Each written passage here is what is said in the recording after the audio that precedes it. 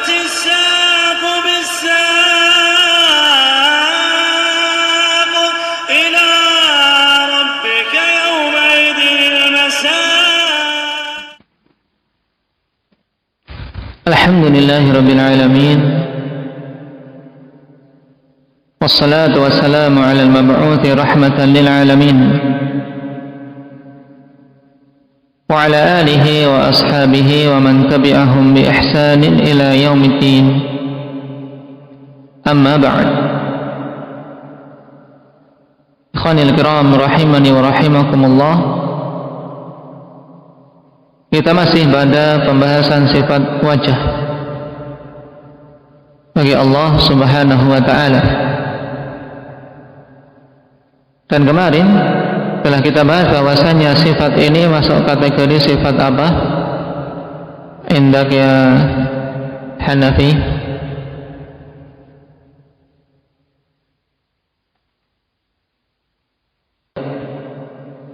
Termasuk dalam sifat dzatiyah khabariyah. Dikatakan dzatiyah kenapa? Alif. Karena Allah Subhanahu wa ta'ala senantiasa bersifat dengannya dan sifat tersebut tidak ada hubungannya dengan masyiah. Kemudian dinamakan khabariyah. Kenapa? Indaka Aba Muhammad.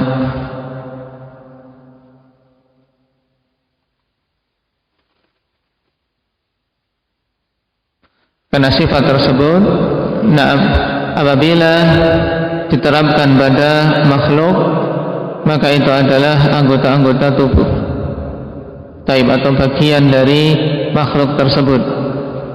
Akan tapi karena Allah Subhanahu wa ta'ala tidak boleh disamakan dengan makhluknya, maka sifat-sifat yang seperti itu dinamakan sifat khabariyah. Wajah, sifat wajah bagi Allah Subhanahu wa ta'ala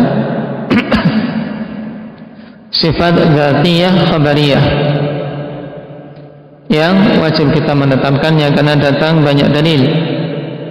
Bahkan telah datang dalam Al-Quran pada 10 ayat yang para ulama ahli sunnah secara tegas dan bersepakat bahwasanya 10 ayat itu menetapkan sifat wajah padanya. Kemudian satu ayat yang diperselisihkan, yaitu firman Allah Subhanahu wa ta'ala dalam surat Al-Baqarah. Tayyib, walillahil masyriq wal maghrib fa aina ma tuwallu fa thamma wajhullah. Tadi disebutkan ayat yang lain, dan kemarin tersisa atau kelewatan satu ayat, yaitu ayat di surat Al-Insan. Firman Allah Subhanahu wa ta'ala, innama nud'imukum liwajhillah la nuridu minkum jazaa'an wala syukura.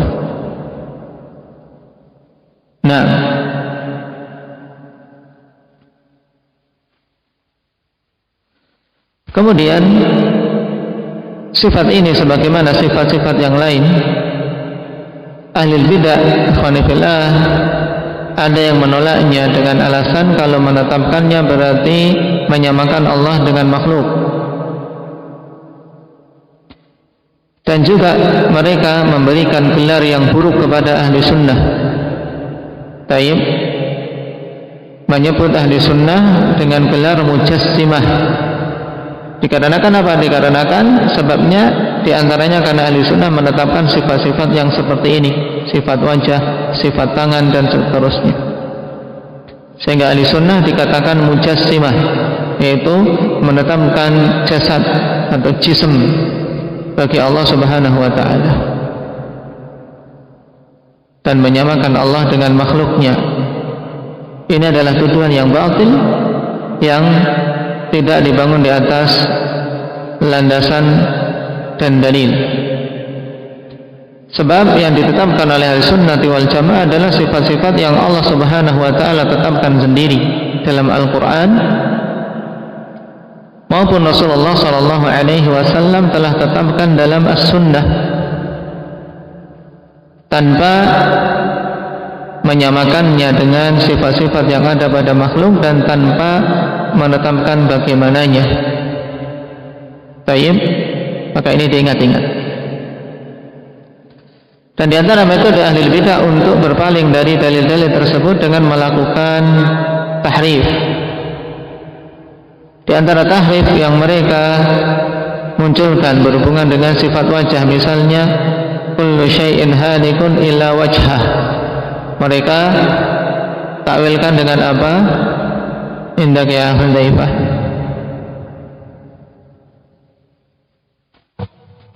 Dengan kalau seperti ini kullu syai'in halikun illa wajhah, mereka tafsirkan dengan apa?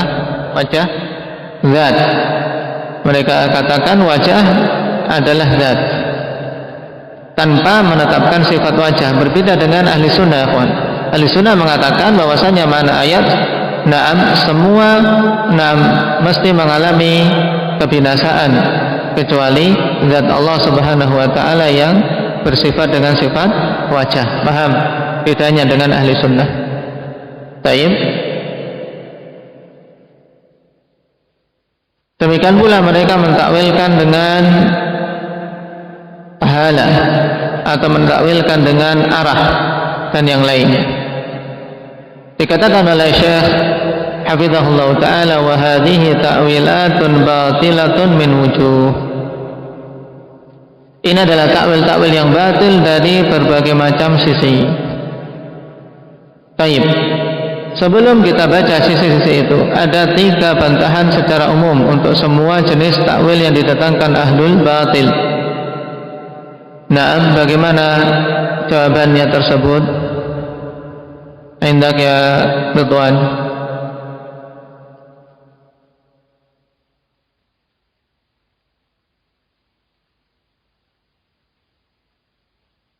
Nah, apa yang mereka tetapkan tersebut menyelisihi zahir dari nas.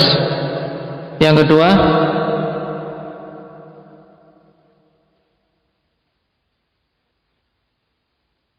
nah, apa yang mereka datangkan itu menyelisih pemahaman salaf. Yang ketiga,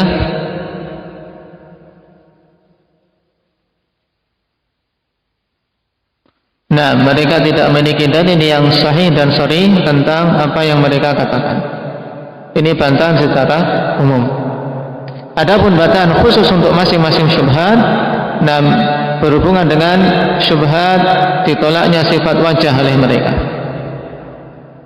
Dari beberapa sisi, diantaranya kata Syekh minha annahu jaa 'atful wajhi 'ala dzat, bahwasanya telah datang pengatofan wajah atas zat. Jadi telah datang dalam nas diatofkannya wajah kepada zat, menunjukkan bahwasanya wajah na'am adalah apa, sesuatu yang sendiri, sifat tersendiri, na'am, bukan zat itu sendiri. Jadi wajah itu bukanlah zat itu sendiri. Paham? Ketika diatofkan,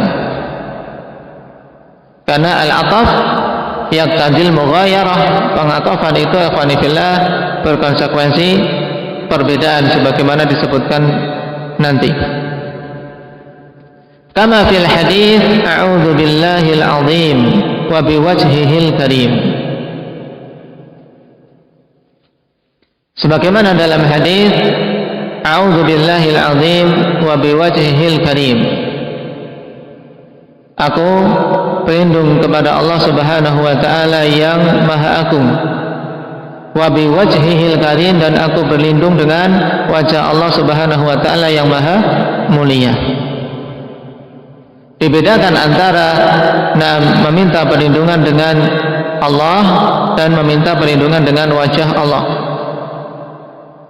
Menunjukkan apa? Itu bukan perkara yang sama, paham? Dan hadits ini berhubungan dengan doa apa ini? Doa apa ini lengkapnya? Indahnya Rifqi.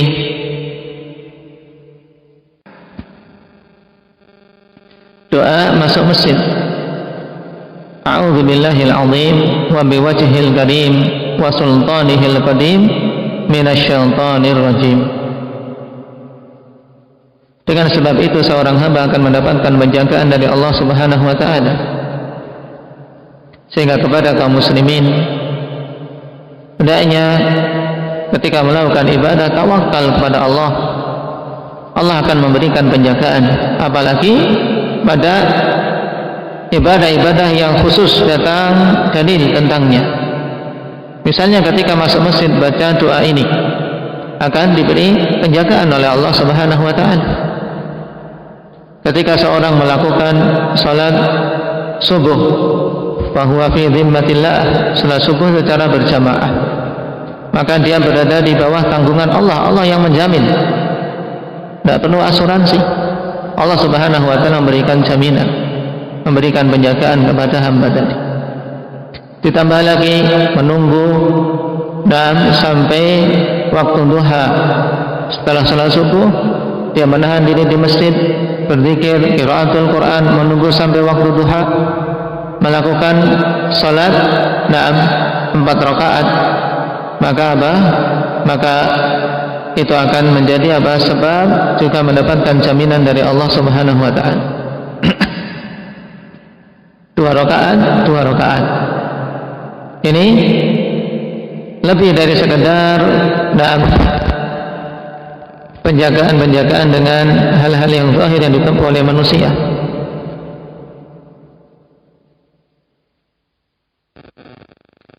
Nah, berhubungan dengan hadis ini yang dikeluarkan oleh Imam Abu Dawud dan disahihkan oleh Syekh Albani rahimahullahu taala,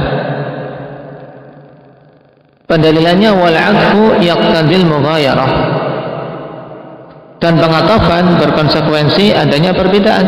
Sehingga seandainya wajah Allah yang dimaksud adalah zat Allah, maka tidak ada fungsinya diulang. Paham? Tidak ada fungsinya disebutkan tersebut.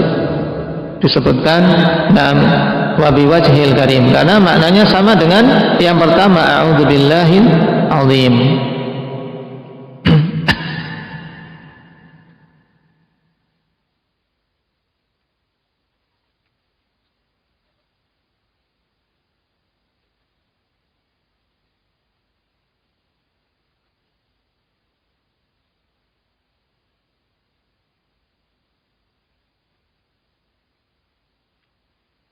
Kemudian takwil yang berikutnya atau jawaban berikutnya, wa minha annahu adhafa al-wajha ila dzat. Di antara bantahannya juga bahwasanya Allah Subhanahu wa taala mengidhafahkan wajah kepada zat. Faqala wajhu rabbik, wajah Rabbmu.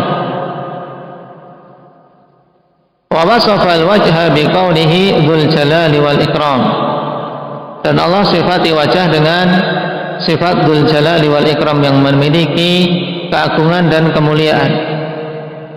Falau kana al-wajhu huwa dzat lakana lafdzul wajhi silatan wa laqala dzul jalali wal ikram. Falamma qala dzul jalali tabayyana annahu wasfun lil wajhi la lil dzat wa anna al wajha sifatun lil dzat. Allah Subhanahu wa taala sifati wajah dengan dzul jalali wal ikram, sehingga seandainya saja wajah itu yang diinginkan adalah zat, yaitu zatu rabbik, maka tentunya lafaz wajah itu hanyalah sekedar silah. Silah maksudnya sesuatu tambahan di sini. Tayyib. Walaqala, dan tentunya yang tepat kalau wajah hanya sebagai silah, tentunya sifat yang datang setelahnya adalah dzil jalali wal ikram. Karena apa? Akan mensifati zat Allah Subhanahu wa taala. Maka tatkala Allah katakan dzul jalali, jelaslah bahwasanya itu adalah sifat untuk wajah, bukan untuk zat. dan wajah merupakan sifat bagi zat. Paham? Wajah adalah sifat bagi zat. Kemudian lafaz dzul jalali wal ikram adalah sifat bagi wajah. Paham sampai di sini? Nah. Kemudian bantahan berikutnya, annahu la yu'rafu fi lughati ummati minal umam anna wajha syai'i bima'na dzatihi awis thawab. Bahwasanya tidak diketahui dalam bahasa satu umat pun dari umat-umat yang ada bahwasanya wajah dari sesuatu maknanya adalah zat atau pahala. Tanyakan orang yang paham bahasa. Nah, ketika dikatakan wajah sesuatu, tidak akan ada orang yang mengatakan zatnya atau pahalanya. Sebab wal wajhu fil lughah mustaqbalu kulli syai'. Wajah secara bahasa yang dimaksud adalah mustaqbalu kulli syai', yaitu apa? Bagian depan yang dihadap, yang seorang menghadap kepadanya. Sesuatu yang dihadapi dari segala sesuatu yang menghadap kita itu wajah. Naam, itu secara bahasa. Baik. Li'annahu awwalu ma yuwajahu minhu, dikarenakan dia adalah perkara yang pertama kali apa? Pertama kali bertatapan. Baik, pertama kali yang karena yang terlihat karena dia di depan. Wa huwa fi kulli syai'in bihasabi ma yudhafu ilaihi. Dan lafaz wajah pada semua perkara sesuai dengan apa? Sesuai dengan perkara yang diidhafahkan kepadanya. Kalau wajah insan, wajhul insan, ya wajah, kita semuanya paham. Tidak mungkin seorang mengatakan wajah insan adalah badannya secara keseluruhan, ya tidak. Nah, baik. Atau pahalanya atau yang lainnya. Ini pada manusia. Secara bahasa tidak diterima penggunaan wajah untuk makna zat. Sehingga fanifillah, karena Al-Quran datang dengan bahasa Arab, maka demikian pula tidak bisa dimaknakan wajah dengan apa? Dengan selain apa yang dipahami oleh Arab.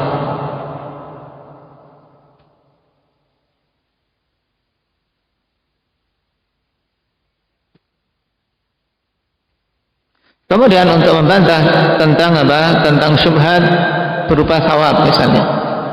Bahwasanya wajah itu maknanya thawab.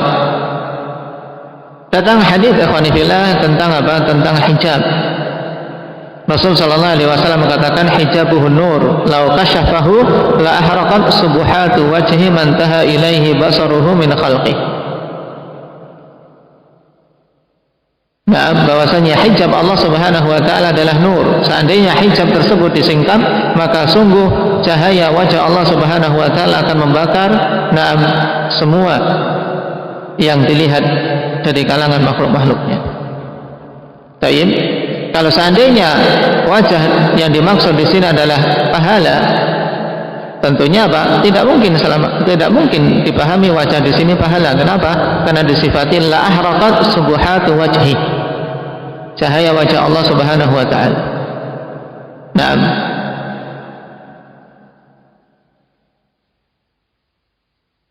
Sehingga dari sini jelas kebatilan mereka-mereka yang mentakwil sifat wajah kepada zat atau kepada pahala. Tersisa takwil yang ketiga, fanifillah, berhubungan dengan makna jihah atau arah. Tayyib. Ahlul bidah menetapkan makna jihah ini dengan memukul rata, memukul rata dengan pendapat sebagian ahli sunnah pada ayat yang telah kita singgung di depan, yaitu ayat di surat Al-Baqarah, walillahil masyriq wal maghrib fa inna tuwallu fa thamma wajhullah. Karena memang di kalangan ahli sunnah ada sebagian a'immah yang merajihkan bahwasanya ayat ini bukan termasuk ayat sifat. Di antaranya Syekhul Islam Ibnu Taimiyah. Beliau mengatakan ayat ini sejak asal bukan termasuk ayat yang menetapkan sifat-sifat Allah. Naam. Kenapa? Karena wajhullah yang dimaksud di sini jihadullah. Sebab ayat berhubungan dengan keadaan orang-orang musafir yang mereka ikhwanifillah,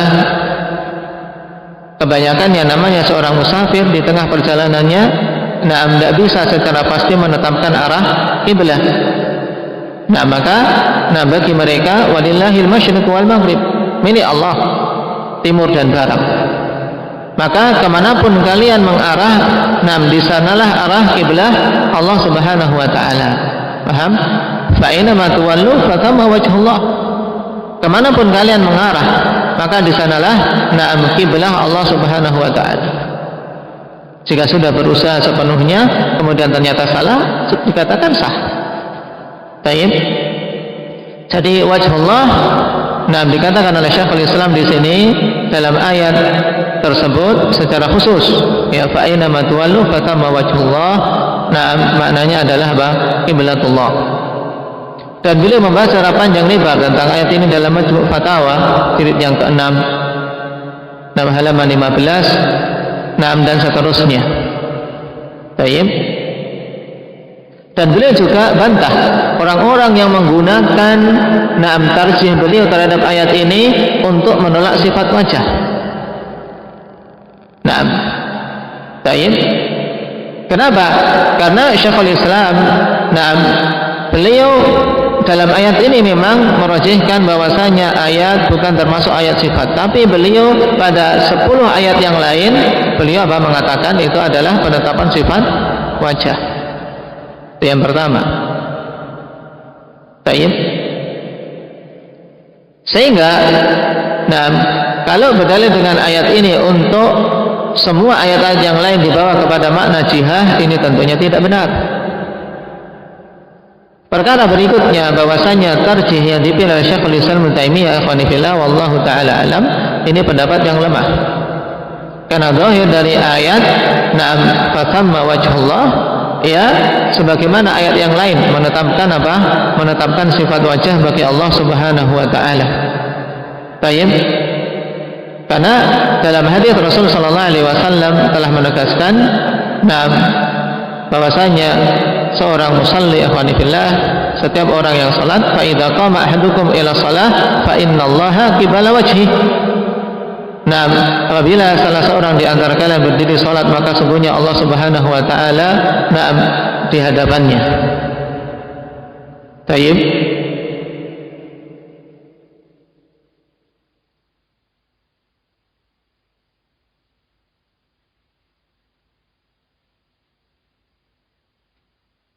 Dan zahir dari ayat tersebut itu lebih kuat, dan seorang berjalan sesuai dengan zahir dari nas, yang nampak dari nas tanpa melakukan takwil, itu lebih selamat. Baik. Walaupun dari sisi makna apa yang disebutkan oleh Syekhul Islam Taimiyah memiliki sifat atau memiliki sisi kekuatan. Tapi sebagaimana dirajikan oleh Syekh Ibnu Utsaimin, demikian pula Syekhuna Kamal Al-Adani dan Syekhuna Abu Amr serta yang lainnya, mereka menegaskan bahwasanya ayat ini pun masuk dalam kategori ayatus sifat. Sehingga ada 11 ayat di dalam Al-Quran yang menetapkan sifat wajah bagi Allah Subhanahu wa ta'ala.